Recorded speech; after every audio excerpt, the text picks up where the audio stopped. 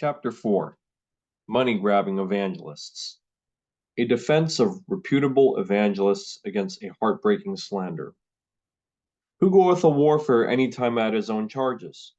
Who planteth a vineyard, and eateth not of the fruit thereof? Or who feedeth a flock, and eateth not of the milk of the flock? Say I these things as a man?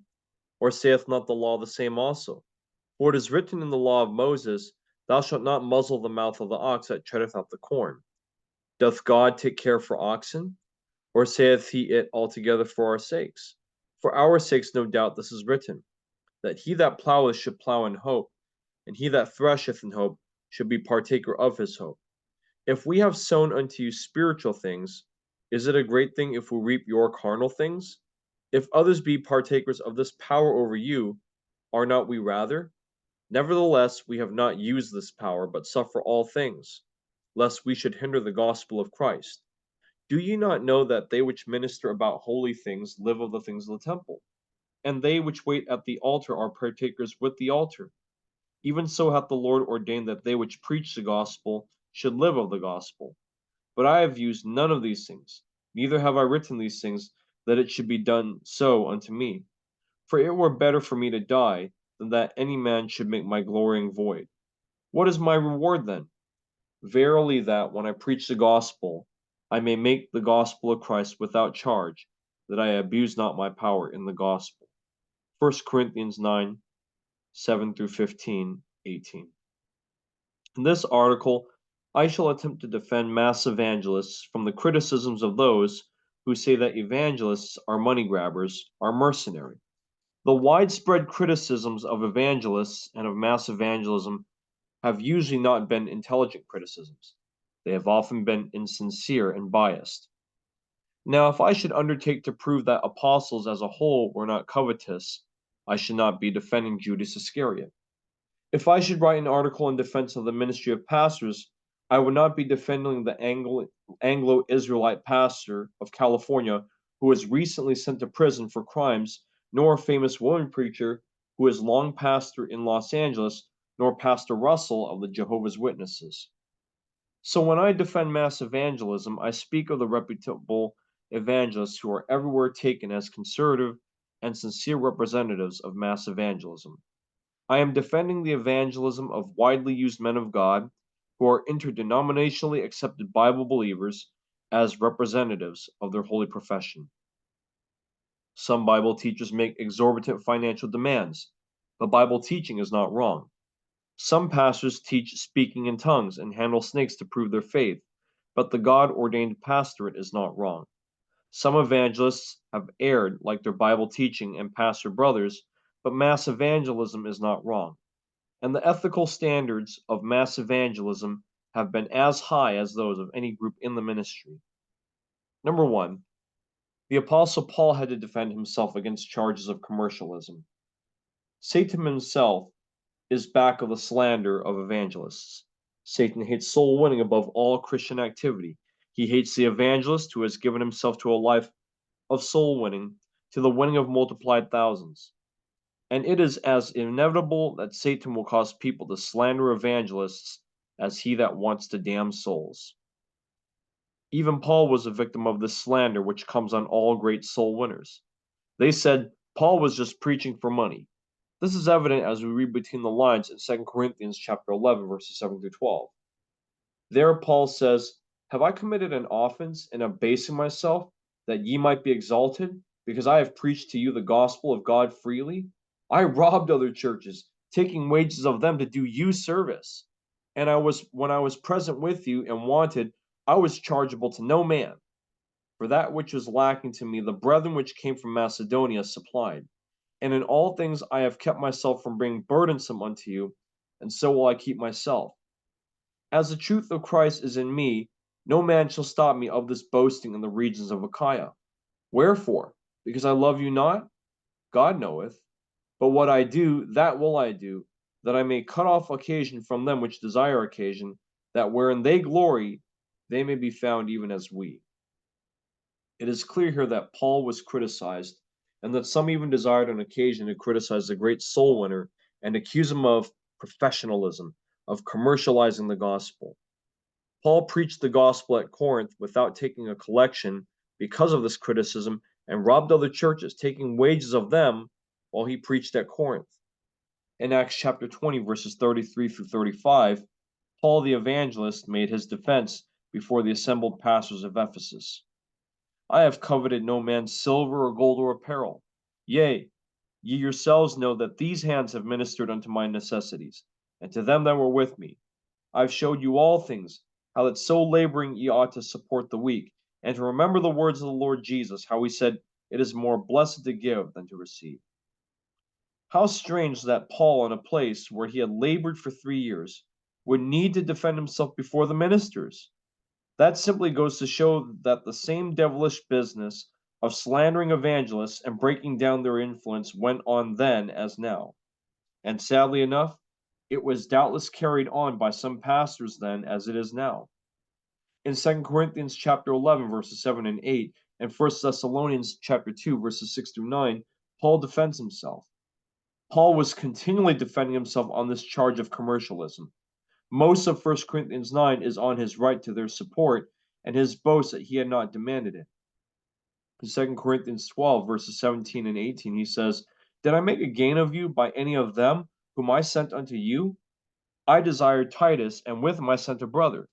Did Titus make a gain of you? Walked we not in the same spirit? Walked we not in the same steps? They criticized Paul. They criticized Titus, another evangelist Paul sent them. And Paul pertinently asked them if they had any evidence that either he or Titus made a gain of them. Number 2, D.L. Moody, Prince of Evangelists, was often accused of mercenary motives, as are all good soul winners. Did you suppose that only a radical fringe of evangelists are accused of being mercenary, of trying to get rich out of preaching the gospel, and of being in the soul-saving work just to make money? Well, if you thought so, you are entirely wrong. The better the evangelist, the more criticism he gets, the more slanders he faces on the money question. In the Life of D.L. Moody by his son, page 171 is the following statement, quote, on reaching Ireland, it was rumored that Mr. Moody was growing rich by the royalties from the hymn books. This he publicly denied, together with other reports of a like character to the effect that P.T. Barnum, the great showman, was behind the whole movement. Moody had to publicly announce that the royalties from the hymn books were put in the hands of the committee headed by the well-known businessman Mr. Hugh M. Matheson. On page 173 of the above-mentioned Life of Dwight L. Moody, we find this. The following statement from Mr. Dodge, chairman of the American Trustees, is of special interest in this connection.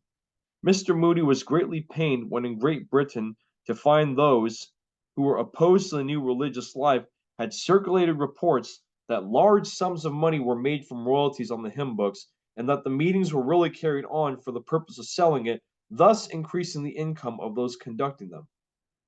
On his return to America, and before visiting the great cities of the country, he felt the need of a book of hymns and tunes adapted to his use here, and determined to arrange its publication so as to avoid all possible criticism.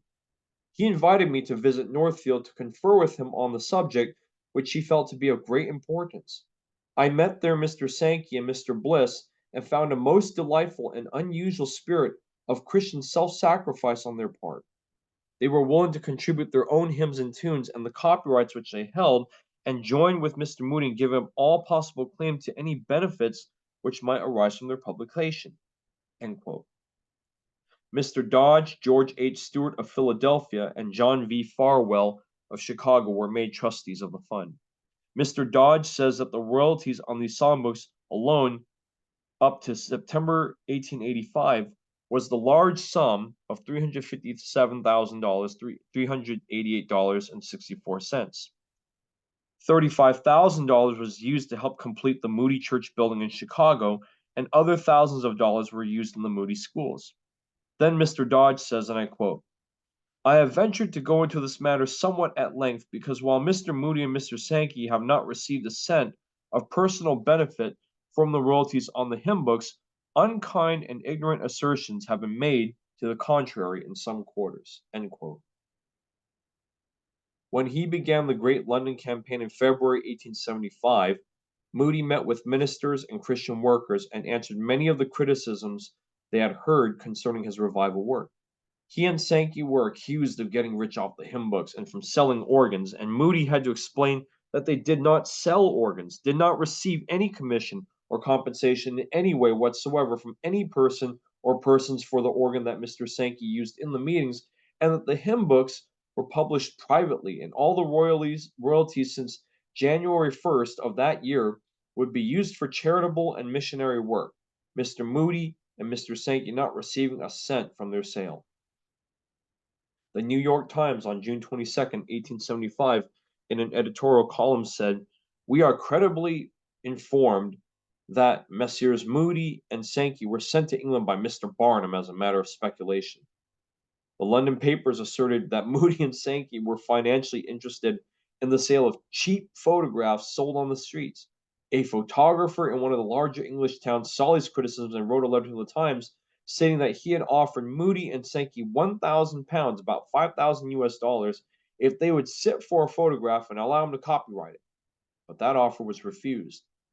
Moody was criticized for raising money for his schools, the Bible Institute at Chicago, the Northfield Seminary for girls, and Mount Hermon schools for boys in the East, and this same criticism was so widespread as to be echoed in the newspapers and had to be answered again and again by Moody.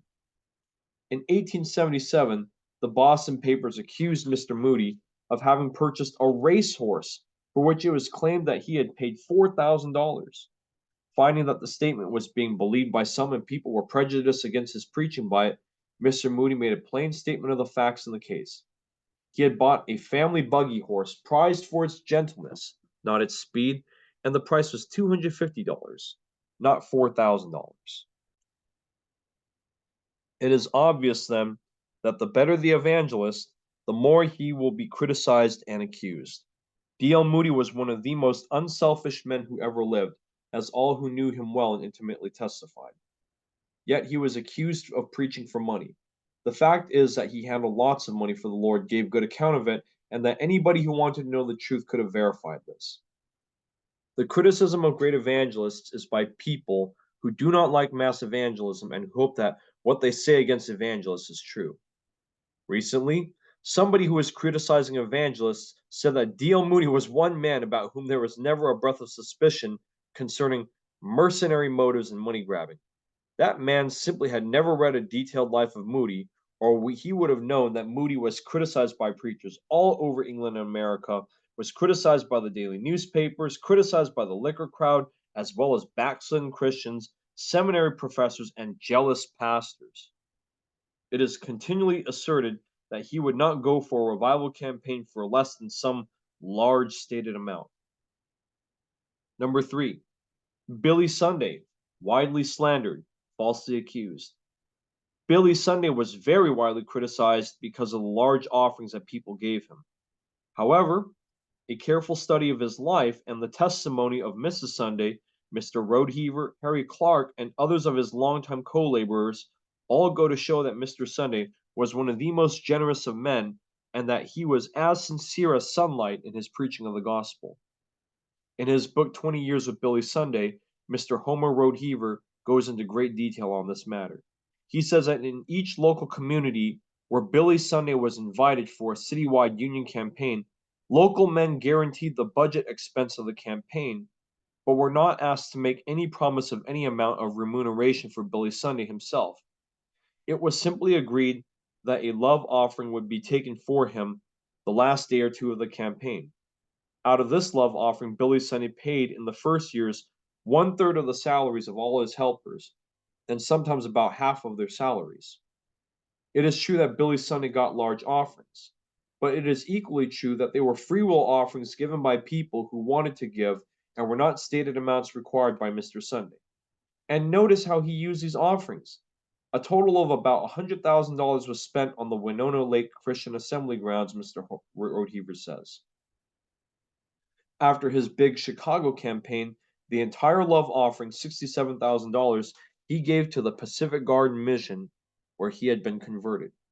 At the close of the New York campaign, the free will offering, a total of $124,600, by far the largest ever given to an evangelist, he donated to the YMCA and the Red Cross for work overseas in the war zone during World War I.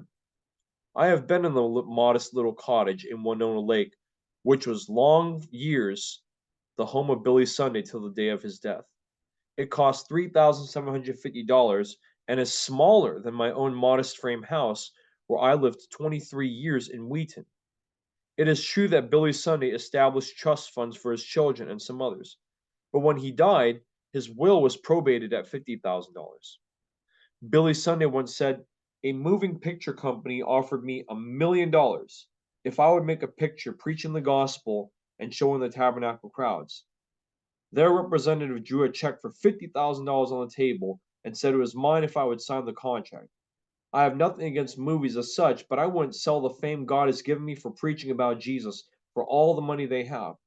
Now, some of you skinflints that put a penny in the collection pans and then bellyache about it, go on and call me a grafter."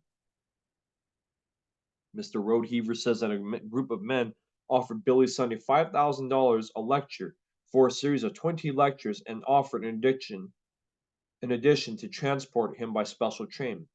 When Billy Sunday refused, they approached Mr. Roadheaver, offered him $2,500 to persuade Mr. Sunday to accept, but Billy Sunday never sold out. One who knows the honest truth about such matters cannot conscientiously say that Billy Sunday was a money grabber, that he was mercenary, that he preached the gospel as an evangelist with bad motives. Mr. Roadheaver well says that a circus would come to a town and in 2 days would take from the people approximately what a 7 weeks Billy Sunday campaign would cost in the free gifts of the people who wish to give.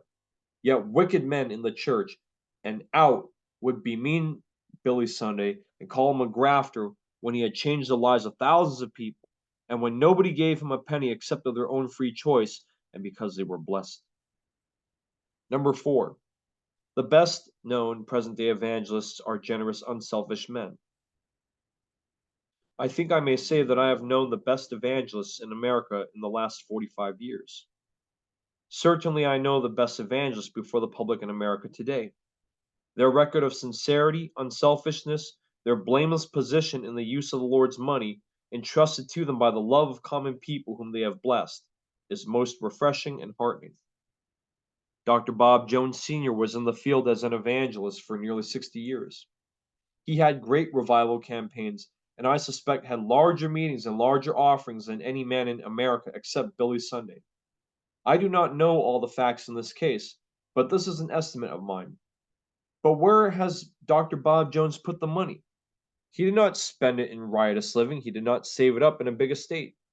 He built a great Christian college, expanded in 1947 into a greater university. He helped make possible the education of 4,000 leaders for Christ at once. I know that Dr. Bob Jones poured into this great school all the money he could rake and scrape from his own purse. I know that he was wonderfully generous to many, many causes. At one time, he sent me a check for $500 to send the sword of the Lord to preachers. Anyone who would say that Dr. Bob Jones was preaching for money, that he was covetous, or that he was unchristian in the way he got money or the way he used it, would be a slanderer who does not know the facts and did not try to learn them. I am thinking just now of another greatly used evangelist, a genius with the fire of God upon him, whose great citywide campaigns have been the joy of many thousands in the last few years in America. I know that he has declined tens of thousands of dollars that he could have had. I know that he has poured many thousands of dollars more into Jewish missions. The other day, when he moved from one state to another, I came to know privately that he was hard pressed for money to make the move. Aside from modest expenses, he had spent it for the Lord and given it away. I wish I felt free to give you his name. To call that lovely, generous soul, burning out his life for soul-winning mercenary and a money grabber, would be a grievous sin, an excusable prevarication. My early ministry was in the Southwest. Then for some years I was in a nationwide evangelistic ministry. It has been a constant astonishment to me that where evangelists are not well known, pastors write me and say, "What are your terms?" People who are accustomed only to Bible conferences, not revival campaigns, and have listened to the slanders of evangelists, strangely think that evangelists always set a certain high price on their services and will not come without it. How guilty are those who have helped to spread such ideas? In the South, where most of the churches that are not openly modernistic have revival campaigns once or twice a year, they do not say, "What are your terms?" taking it for granted that evangelists always expect only a free will offering, whatever the pastor and people desire to give. Do not think that this standard is unique among evangelists.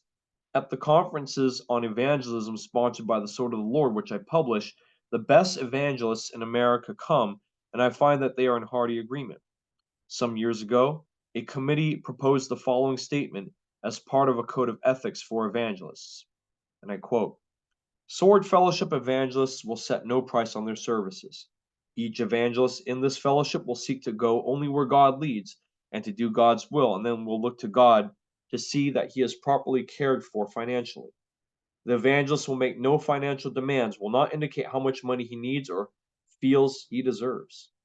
The evangelist's traveling expenses, room and board, should be paid usually out of the general expense funds raised in nightly free will offerings.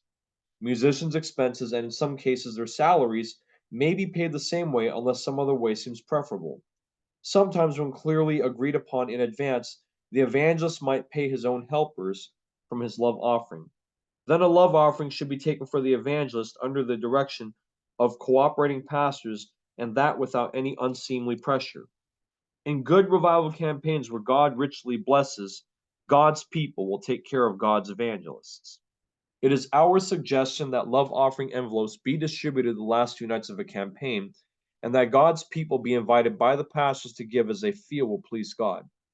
We agree it would be better to suffer loss than to have any controversy or make any issue over the finances. We agree to be moderate in our requests about the kind of room and meals we desire, conscientiously economical in our expense accounts, striving always to be content with such things as we have, living moderately as other humble Christian men live. End quote. It was no surprise to find that at a dinner meeting of 40 or 50 evangelists, this code of ethics was unanimously adopted without a dissenting vote, without even a dissenting comment. The evangelists present were already following that kind of ethical standard and had no hesitation whatever in adopting it. Since that time, other evangelists have written me urging that this code of ethics be published widespread and offering to sign it. In a very strict article in the Sword of the Lord on how to be an evangelist and a gentleman, the proper ethical standards for an evangelist was insisted upon. We had many letters of comment. The only disagreement was from some pastors who do evangelistic work and thought that the code was a little strict, and who said that churches and pastors sometimes do not treat the evangelist fairly, and so he ought to be protected. No full time evangelist expressed disapproval of anything in the article. These evangelists are not money grabbers. The evidence all goes to show that evangelists who are unscrupulous in money matters are the exception, not the rule, and that criticisms of evangelists as money grabbers, as covetous men in a profession simply to make money, are slanders and absolutely unwarranted by the facts. Number 5. Like Paul, the author gives his own defense. For the sake of the whole cause of mass evangelism and for the sake of good evangelists all over the nation who have no opportunity to publicly defend themselves, let me give my own testimony. In 1936, I was in a Union revival campaign sponsored by 9 churches in Binghamton, New York. We had a blessed campaign which continued approximately 6 weeks, with 378 public professions, practically all of them adults, and all dealt with very carefully. The love offering for me was about $900. It was the doing of the pastors who took the offering and of the people who gave it. I gave no hint of what I wanted or required. I did not even stipulate how the offering should be taken. As I recall, there was one $10 gift in the offering, 5 or 6 $5 gifts, and all the rest of the offering was made up of $1 gifts. With going and coming 1,800 miles in my car, I spent 8 weeks of the time, and out of the offering they gave me, I paid one secretary full time and another secretary part time. Then when I got home, I had some $500 not immediately needed for printing bills, etc., so I put it on a radio program. But when I had gone to the bank in Binghamton to deposit the money, the teller said, "You've made a good thing out of this, haven't you?" And a daily newspaper published in its open forum column a ribald letter from a man attacking me personally as a mercenary evangelist just out to fleece the people. It is only fair to say that the editor, when I wrote him giving the details, was glad to publish my letter and said he felt I had written with remarkable restraint and self defense.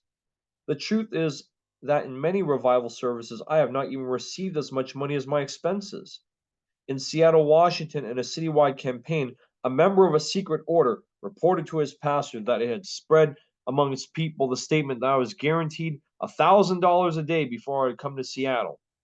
The same source also said that in Montana revival, I had run off with a pastor's wife. Very fortunately, I had never preached in Montana and have not run off with anybody's wife and have never been guaranteed $1,000 a day nor ever asked any other amount, large or small. In fact, when individual churches or evangelistic committees have made a definite offer to me, I always reply that I will not be a party to any kind of a bargain about remuneration, that I leave the matter to the pastors and churches and people and to God. In the magazine Bibliotheca Sacra, the fall number of 1944, editor Dr. Louis Sperry Chafer said, the very obvious desirability of soul winning work and the evident importance of it has given opportunity for self promoting men to turn this work of God into a racket and a graft. In the same article, Dr. Chafer said, the self promoting evangelists whose reputation as well as financial returns would depend upon the number of supposed converts secured cannot rely only on the working of the Spirit. He must produce apparent results. The teaching here of Dr. Chafer is that evangelists are grafters and racketeers, and that the reason they give the public invitation and the reason they preach against sin and demand immediately repentance and count the converts as they did at Pentecost is that by getting apparent results, they can get larger offerings. The same thing is taught in Dr. Chafer's book, True Evangelism. Quote, such unkind and harmful and unscriptural criticism as that causes me to give my own earnest testimony. I give this testimony for the sake of other evangelists. I know that evangelists as a whole are a godly, unselfish group of men who can be trusted. They are not commercial. They are not self seeking. They do not deserve the slanders of infidels nor the jealous suspicions of pastors. We ought in America to bring about a day when godly, self sacrificing men who are willing to die to win souls can have the friendship of common believers everywhere without the poison of distrust which has been systematically spread by a few enemies of mass evangelism. Number 6. Why people give good offerings to godly evangelists. Do you know why the false apostles, deceitful workers, transforming themselves into the apostles of Christ, accused Paul and made him defend himself against the charge of preaching for money at Corinth? I do. He had come to Corinth and won men from the worship of idols unto the living God. From heathendom, he had brought them into the place of sons of God. Now they loved Paul, and when Paul was gone, they always said to the preachers, but Paul did it this way. I remember that Paul said this. Do you know why in the province of Galatia the Judaizing teachers accused Paul of preaching for money and tried to break down his influence? I do. The blessedness of those early days when Paul had preached them and had gotten them converted and taught them the word of God and had seen them filled with the Holy Spirit and overflowing with joy of the new life, that blessedness had been so great that Paul said, for I bear you record that if it had been possible, ye would have plucked out your own eyes and given them to me. Galatians 4:15. Jealousy of the evangelists is inevitable in small minded Christian workers because, in the nature of the case, the evangelist will be loved as no other minister is loved. He wins more people to Christ, and the converts never forget the evangelist under whom they were saved. This morning I had a letter from a man whom I wanted Christ many, many years ago. Then, on my counsel, he joined a church and was baptized. Later, he brought me his problems. In his early morning's letter, he said, since you talked to me that day in 1935, I have never tasted liquor again. He sent $10 to help in getting out the gospel. He had sent offerings many times before. The devotion of that man, which is such a comfort to my heart, is the very thing that will make others critical of me. I was in a great citywide revival campaign. I made no requests for myself. In fact, I told the pastors of many churches united in the meeting that I would pay the salaries of my psalm leader and the advance man, and that if necessary, I would make up any deficit in the general budget of the campaign. I told them that God would take care of me. But when it came toward the close of the campaign and the expense budget of the campaign had been raised, the auditorium paid for, the advertising paid, etc., these pastors vied with one another in urging the people to give their love offering for me. I told them that they embarrassed me, that it was unnecessary, but with their overflowing love, they were eager for me to have a good offering. They knew I would use it in the work of the Lord. That kind of devotion on the part of people whose hearts are fired by revivals and on the part of people who are saved in revivals will always tend to put evangelists on the spot. God grant that we may never take advantage of it, but evangelists have the hearts of the people to whom they preach if they are really filled with the power of God, as many other preachers will never have. So, on the one hand, there will be a constant tendency to trust evangelists and give them good offerings on the part of people who are saved and blessed in revival campaigns. And on the other hand, there will be a constant reason for irritation on the part of those who are jealous of evangelists and who do not like to see so many saved. Number 7, others worse than evangelists criticize less. Evangelists are constantly in the white limelight of public attention, particularly evangelists who hold union campaigns. So they get more criticism than they deserve or would otherwise get in a different work. Compare Billy Sunday with another man, a contemporary, a famous fundamental leader. This other man did not like Billy Sunday, in fact, was rather critical of the great evangelist. Billy Sunday's estate was probated at $50,000, and I understand the other fundamentalist leader left $40,000. The fundamentalist leader who was critical of evangelists lived in a nicer home than did Billy Sunday. Yet Billy Sunday was criticized 100 times more. If Billy Sunday's son was arrested for speeding, it was blazoned on the newspapers all across the nation. The fundamentalist leader left a son who was an infidel, but few ever heard of it and fewer blamed the father. Both men were against the liquor traffic. Liquor dealers and distillers and brewers spent thousands of dollars trying to ruin the testimony of Billy Sunday. Infamous accusations, written so vilely that they were not allowed to be sent through the mails, were shipped by express to communities where Billy Sunday would have revival campaigns and distributed to do him harm and to do evangelism harm. But the liquor dealers spent no money, made no attacks against the other fundamentalist leader, an honest good man who was against liquor. Billy Sunday was in the limelight, and so he was attacked.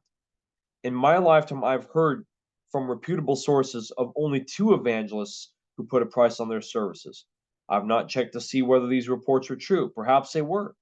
But I think of once 2 Bible teachers that I know well. One of them would not come to my church without writing asking plainly how much he would get for it. He had already said that he had the time open and was ready to come. When I promised him $100 for 4 weekdays in Depression days, he agreed to come. Another mighty good man, famous in fundamental circles as a Bible teacher, was willing to come to my church for a set amount per weekday and a larger sum for Sundays. A pastor not long ago told me, with great distress, of a Bible teacher, famous in fundamental circles, who would only agree to come to his church for a set amount, a large sum each week. Evangelists give less attention to the amount of money they receive than do most other ministers. I was a pastor for years. I was regarded as touched in the head by other pastors when I went for 7.5 years with no regular salary as a pastor and took only what was plainly designated for me on church offering envelopes. It is well known that pastors generally will not accept a pastorate without a definite agreement about salary, and I have known of scores of cases where a minister would not accept a pastorate except at a specified amount which he said that he needed for himself and his family. In fact, it is regarded as normal that pastors should ask for the amount of salary which they really need. And I believe that very few pastors are paid too much. Many certainly are underpaid. But if evangelists were as demanding as even the average pastor, it would be a scandal shouted to high heaven. The difference is that evangelists are in the limelight. They have a traveling itinerant ministry. They do not stay in one place to defend themselves. Satan hates them more, raises up more enemies. Pastors stand in the pulpit Sunday after Sunday and plead for people to give to the budget, the largest single item being their own salaries. With careful organization and much propaganda, churches make an every member canvass to get everybody to pledge support of the church financially. Such drives are usually directed by the pastors as the executive heads of the local churches. In perhaps 1/3 of the church congregations in America, women give rummage sales, oyster suppers, and strawberry festivals to raise money to pay the pastor and other church expenses. Women sell subscriptions to magazines, sell calendars, sell soaps and cosmetics, pies, or fruitcakes to make money. Strangely enough, thousands of pastors are unashamed to boast this niggardly business and thus raise a dribble of dimes for the work, including their own salaries. Pastors send out little children with toy banks, with coin receptacles, to beg money for the support of the church. I have never heard of a reputable evangelist who would consent to the use of any such means for this support. But the evangelist is in the limelight and is subject to criticism. Do not destroy God's fruit trees. When the children of Israel invaded the land of Canaan, which would later be their home, this is the command that God gave them concerning the preservation of fruit trees. When thou shalt besiege a city a long time, in making war against it to take it, thou shalt not destroy the trees thereof by forcing an axe against them. For thou mayest eat of them, and thou shalt not cut them down. For the tree of the field is man's life, to employ them in the siege. Only the trees which thou knowest that they be not trees for meat, thou shalt destroy and cut them down, and thou shalt build bulwarks against the city that maketh war with thee, until it be subdued. Deuteronomy chapter 20, verses 19 through 20. From this text, the beloved Dr. H.A. Ironside has preached a good sermon on care for God's fruit trees. It was a sin for a Jew, because of his anger against the wicked Canaanites, to cut down a fruit tree. To carelessly injure a tree that might later furnish food for him or someone else was strictly forbidden. How then must God regard those who slander evangelists? Remember that 4 out of 5 of the born-again Christians in sound evangelical churches in America claim that they were converted and brought into the church as a result of revival campaigns. I have personally tested large crowds all over America on this question. To break down the influence of evangelists, to accuse them, to allow suspicion against them, is a wicked sin that God Himself must surely punish.